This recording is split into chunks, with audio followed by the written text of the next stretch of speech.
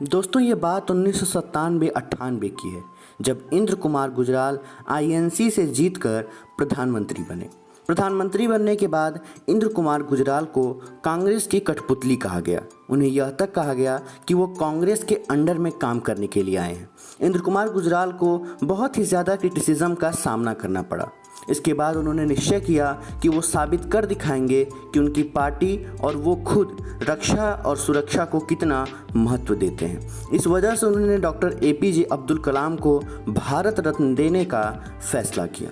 Doctor APJ Abdul Kalam CV Raman जो कि 1952 में इस सम्मान से पुरस्कृत किए गए थे, उसके बाद उन्हें पहले ऐसे वैज्ञानिक थे जिन्हें इस काबिल समझा गया। उन्हें जब इस सेरेमनी के लिए बुलाया जा रहा था तो वो बहुत ही ज़्यादा नर्वस थे और उतने ही खुश, क्योंकि अपने पूरे जीवन काल में वो केवल एक सादी शर्ट और एक सादा फुल पैंट पहनते हुए चले आ रहे थे।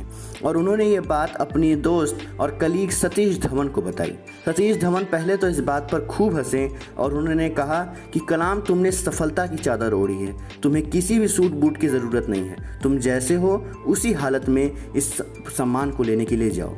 दोस्तों, अब्दुल कलाम ने पूरे जीवन कभी लेदर के शूज़ नहीं पहने, वो हमेशा स्पोर्ट्स शूज़ पहनते थे। आप इसी से अंदाज़ा लगाइए कि वो कितने स्वच्छ और कितने सादे विचार वाले व्यक्ति थे। दोस्तों, एक बार बैठक में इंदिरा गांधी जी ने अब्दुल कलाम जी का परिचय अटल बिहारी वाजपेयी जी से कराया। जब वो अटल बिहारी वाजपेयी जी से मिले तो उन्होंने उनसे हाथ मिलाने की इच्छा जाहिर की, पर बिहारी जी ने उन्हें गले लगा लिया। इस पर इंदिरा गांधी ने चुटकी लेते हुए कहा कि वाजपेयी जी, ये एक मुसलमान है। तो वाजपेयी जी ने भी बड़ा ही अच्छा उत्तर दिया कि डॉक्टर एपीजे अब्दुल कलाम ना तो हिंदू हैं, ना तो वो मुसलमान हैं, वो एक वैज्ञानिक महान है। वो उन्हें मुसलमान के ज़रिए से नहीं बल्कि एक क्रांतिकारी सोच रखने वाले और एक सच्चे भारतीय के नज़रिए से देखते थे। अब्दुल कलाम का आप इस तरीके से समझिए उनकी सोच कि अटल बिहारी वाजपेयी की जब देश में सरकार आई तो उन्होंने अब्दुल कलाम को अपने मंत्रिमंडल में शामिल करने की इच्छा जाहिर की, पर अब्दुल कलाम ने बड़े ही सहज भाव में जाकर उन्हें मना कर दिया।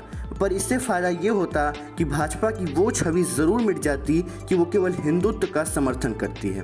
पर अब्दुल कलाम ने बड़े ही सहजता के साथ इस प्रस्ताव को अस्वीकार कर दिया और उन्होंने ये भी कहा कि इस समय न्यूक्लियर परीक्षण अपने अंतिम चरण में है और आपने मुझे जो काम सौंपा है उसे मुझे मन से करने दीजिए, क्योंकि अलग अलग डायरेक्शन में अगर भटकूंगा तो ये इसमें असफलता बढ़ जाएगी। हालांकि जब आगे चलकर वो भारत के राष्ट्रपति बने तो वो एक बहुत ही सादे विचार वाले व्यक्ति थे, पर अब उन्हें भारत को पूरे विश्व में रिप्रेजेंट करना था। इस वजह से उन्होंने अपने लिए सूट सिलवाने की ठानी और जब वो सूट सिलने वाला आया तो उन्होंने उससे कहा कि भैया, जो सबसे सस्ता सूट हो वही सिलना, मुझे गले बंद सूट पहनने की आदत नहीं है। यहाँ तक कि कई बार तो हमने उन्हें टाई से अपने चश्मे को साफ करते हुए देखा है। टाई, ये सब चीज़ें वो पहनने में बहुत अनकंफर्टेबल महसूस करते थे। जब द्वितीय विश्व युद्ध शुरू हुआ तो दीनामणि नाम का एक न्यूज़पेपर था जो उस समय तमिलनाडु में बहुत ही ज़्यादा फेमस था।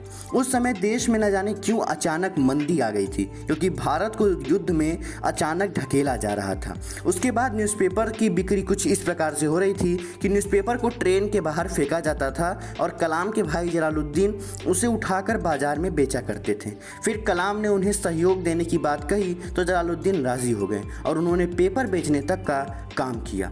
बचपन में उन्होंने एक चिड़िया को उड़ते हुए देखा तो उन्होंने उस मैकेनिज्म को समझने का प्रयास किया और उन्होंने कहा कि जब आप वाई क्वेश्चंस यानी क्यों, कैसे, ये आप पूछना शुरू करते हैं तभी आप प्रगति करते हैं। बचपन में तो वो इमली के बीजों को सुखाकर बाजार में बेचते थे जिससे उन्हें केवल 8 आने की प्राप्ति होती थी। उन्होंने बताया कि उन्होंने आगे चल के जीवन में बहुत कार्य किए पर जो खुशी उस 8 आने में होती थी वो कभी नहीं हुई। रामेश्वरम, जहाँ वो पैदा हुए थे, वहाँ उनका परिवार ही राम झांकी आयोजित करता था, जहाँ राम जी की मूर्ति समुद्र के एक ओर से दूसरी ओर एक मुस्लिम परिवार का नाविक लेकर जाता था और रामेश्वरम एक बहुत सेक्युलर जगह थी। बचपन में एक साइंस के टीचर ने उन्हें अपने घर खाना खाने का आमंत्रण दिया, पर कलाम थोड़े असहज हो गए क्योंकि जो घर था उनका वो एक ब्राह्मण का था। पर उस टीचर ने कलाम को कहा कि जब तक हमें समाज में सुधार लाना है तो हमें सबसे पहले अपने घर से शुरुआत करनी होगी। और उन्होंने कलाम को अपने घर बुलाया, पर उनकी पत्नी ने कलाम को भोजन देने से मना कर दिया और उन्होंने कहा कि मेरे घर में एक मुसलमान खाना नहीं खाएगा। पर कलाम को इससे कोई असहजता नहीं हुई और वो खाकर चले गए। पर उसके बाद उस टीचर ने उन्हें फिर से बुलाया खाने पर और उन्हें खाना बड़े ही प्रेम से खिलाया और इस बार उनकी पत्नी ने भी उन्हें प्रेम पूर्वक भोजन कराया। समय बीता और कलाम बड़े हुए। उन्होंने अपने माता पिता से आगे की पढ़ाई जारी रखने की बात कही। उनके पिता ने तो पहले मना किया, पर उन्होंने बात की गंभीरता को समझते हुए कहा कि जाओ कलाम, पर मैं तुम्हारे लिए कोई पैसा इन्वेस्ट नहीं करूंगा। तुम जाओ और अपने मन से पढ़ाई करो, क्योंकि जब तुम घर छोड़ोगे तभी तुम्हें चीज़ों का अभाव पता चलेगा और तभी तुम पढ़ना स्टार्ट करोगे। और कलाम जी हमेशा कहते थे कि अगर आपको सफल होना है तो केवल एक दिन के लिए घर से बाहर निकलो और बाहरी दुनिया देखो। वीडियो अच्छा लगा तो वीडियो को लाइक और चैनल को सब्सक्राइब ज़रूर करिएगा। आप सभी का बहुत